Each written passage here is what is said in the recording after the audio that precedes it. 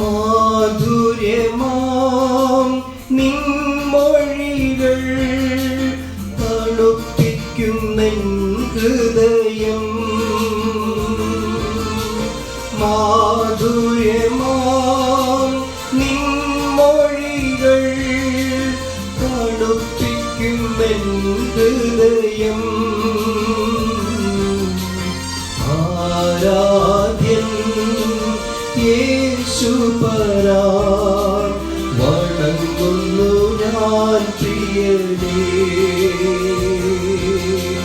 തേജസ്സേറും നിൻമുഖമെൻ ഹൃദയത്തിനാനന്ദം.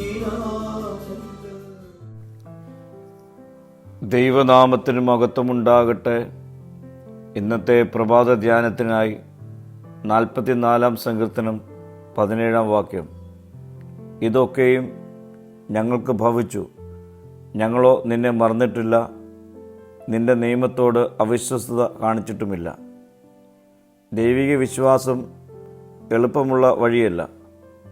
അനുഗ്രഹങ്ങളുടെ സമയത്ത് വിശ്വസ്തരാകുന്നത് എളുപ്പമാണ്.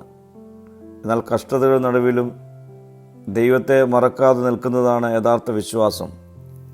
പരാജയം, അപമാനം, നഷ്ടം, വേദന ഇവയൊക്കെ ജീവിതത്തിൽ സംഭവിച്ചിട്ടുണ്ടെങ്കിലും ഞങ്ങൾ നിന്നെ മറന്നിട്ടില്ല, നിന്റെ നിയമത്തോട് അവിശ്വസ്തത കാണിച്ചിട്ടില്ല എന്നാണ് സങ്കീർത്തകൻ പ്രഖ്യാപിക്കുന്നത്. വിജയമുണ്ടായാലും ഇല്ലെങ്കിലും ദൈവത്തോട് വിശ്വസ്തരായിരിക്കുക എന്നതാണ് ദൈവജനത്തിൻ്റെ ആത്മീയ നിലപാട്.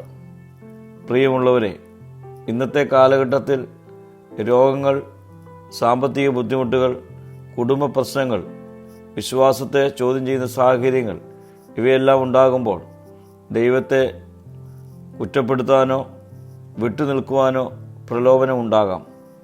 എന്നാൽ ഈ വാക്യം നമ്മോട് പറയുന്നത് സാഹചര്യങ്ങൾ മാറിയാലും ദൈവവുമായുള്ള ബന്ധം മറക്കരുത് എന്നാണ്. പ്രിയരെ, ഈ വാക്യം നമുക്ക് തരുന്ന ചില ബോധ്യങ്ങളുണ്ട്. 1, കഷ്ടതകൾ എൻ്റെ വിശ്വാസത്തെ നിർവചിക്കുകയില്ല. 2, പരാജയങ്ങൾ എൻ്റെ അനുസരണത്തെ ഇല്ലാതാക്കില്ല. 3, ദൈവം എൻ്റെ സാഹചര്യങ്ങളെക്കാൾ വലിയവനാണ്. പ്രാർത്ഥിക്കാം. കർത്താവേ,